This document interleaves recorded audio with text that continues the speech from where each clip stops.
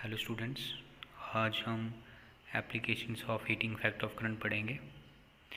हमारे पास ऐसे बहुत सारी अप्लाइंसेस हैं जहाँ पे heating effect of current use होता है, जैसे इलेक्ट्रिक बल्ब हो गया, इलेक्ट्रिक आयरन हो गई और इलेक्ट्रिक फ्यूज़ हो गया।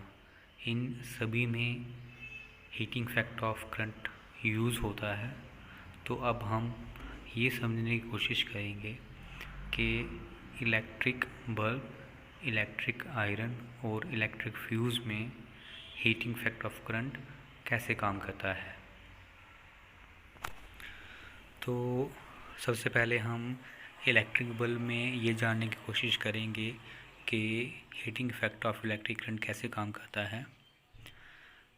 डायग्राम आपके सामने है। सबसे पहले हम कंस्ट्रक्शन की बात करेंगे। तो इलेक्ट्रिक बल्ब जो है उसमें एक फिलामेंट लगा है टंगस्टन का, जिसको हमने सपोर्टिंग वायर के साथ कनेक्टेड किया है, जो कि लेड की बनी हुई है। वो जो लेड वायर है उसको हमने ग्लास मोल्ड के साथ जोड़ा हुआ है, जिसको हम स्टेम कहेंगे। फिर ये सारा जो है हमने कैप के साथ कनेक्ट किया हुआ है। बॉटम में हमारे पास फुट कॉन्टैक्ट है। ये जो फुट कॉन्टैक्ट है, यहीं से इलेक्ट्रिक बल्ब को इलेक्ट्रिक करंट मिलेगी। In the interior of electric bulb gas डाली होती है, आर्गॉन या फिर नाइट्रोजन गैस का भी यूज़ किया जा सकता है। अब यहाँ पे दो चीज़ें इम्पॉर्टेंट हैं समझना कंस्ट्रक्शन में। पहला कि यहाँ जो फिलामेंट यूज़ किया है वो टंगस्टन का क्यों किया है। सेकंड, जो इंटीरियर में गैस है वो आर्गॉन या फिर नाइट्रोजन ही क्यों लेंगे, क्या हम ऑक्सीजन गैस का यूज़ कर सकते हैं। तो ये कुछ क्वेश्चंस हैं, उनको समझने की कोशिश करेंगे।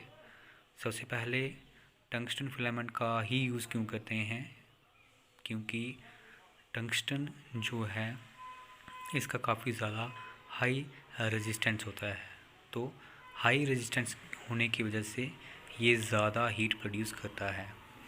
सेकंड चीज़, टंगस्टन का मेल्टिंग पॉइंट काफ़ी ज़्यादा हाई होता है। काफ़ी ज़्यादा हाई मेल्टिंग पॉइंट होने की वजह से ये काफ़ी देर तक जो है हीट प्रोड्यूस करता है। रही बात कि बल्ब के इंटीरियर में आर्गॉन या फिर नाइट्रोजन गैस का यूज़ क्यों करते हैं। सो आर्गॉन या फिर नाइट्रोजन गैस का यूज़ हम इसलिए करते हैं क्योंकि आर्गॉन या फिर नाइट्रोजन ये टंगस्टन के साथ रिएक्ट नहीं करती है। अगर हम ऑक्सीजन गैस का यूज़ करें तो ऑक्सीजन जो है वो टंगस्टन के साथ रिएक्ट करती है। तो आर्गॉन या फिर नाइट्रोजन गैस का यूज़ करने का मोटिव ये है ताकि गैस जो है वो टंगस्टन के साथ रिएक्ट ना करे। तो ये था हमारे पास इलेक्ट्रिक बल्ब। अब ये जो इलेक्ट्रिक बल्ब है, जब हम इसको इलेक्ट्रिक करंट सप्लाई करेंगे तो इसका जो फिलामेंट है वो ड्यू टू हाई रेजिस्टेंस वो क्या करेगा, ग्लो करेगा। तो ये पहला एग्जांपल है heating effect of electric current का। दो नोट हैं जो आपको याद रखने हैं।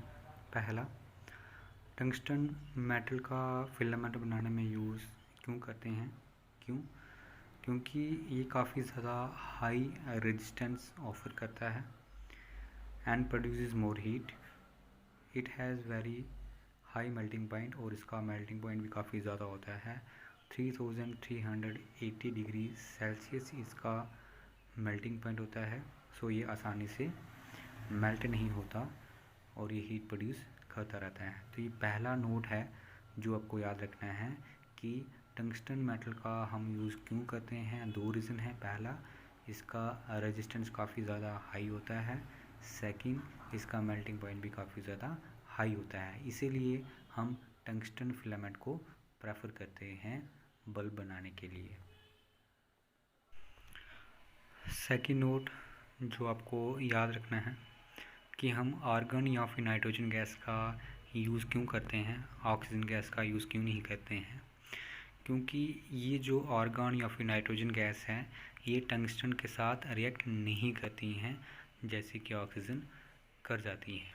इसीलिए हमारा बल्ब जो है काफ़ी ज़्यादा समय के लिए चलता है। तो ये दो इम्पॉर्टेंट नोट हैं जो आपको याद रखने हैं। पहला कि टंगस्टन फिलामेंट का यूज़ क्यों करते हैं क्योंकि उसका काफ़ी ज़्यादा हाई रेजिस्टेंस होता है और काफ़ी ज़्यादा हाई मेल्टिंग पॉइंट होता है। सेकंड, हम आर्गन या फिर नाइट्रोजन गैस का यूज़ क्यों करते हैं क्योंकि आर्गन या फिर नाइट्रोजन गैस फिलामेंट के साथ रिएक्ट नहीं करती है, जिसकी वजह से हमारा जो बल्ब है वो काफ़ी ज़्यादा देर के लिए चलता है।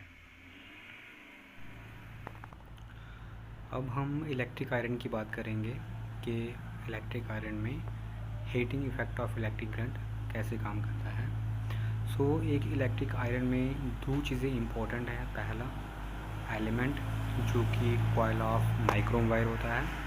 सेकंड, कॉर्ड जो कि कनेक्टिंग केबल होती है और इंसुलेटेड कॉपर वायर की बनी होती है। इम्पोर्टेंट नोट जो आपको याद रखना है, नाइक्रोम का हम यूज़ क्यों करते हैं। बेसिकली नाइक्रोम जो है ये एक अलॉय है, निकल और क्रोमियम को मिला के बनती है। इसका काफ़ी ज़्यादा हाई रेजिस्टेंस होता है, जिसकी वजह से ये काफ़ी ज़्यादा मात्रा में हीट प्रोड्यूस करती है।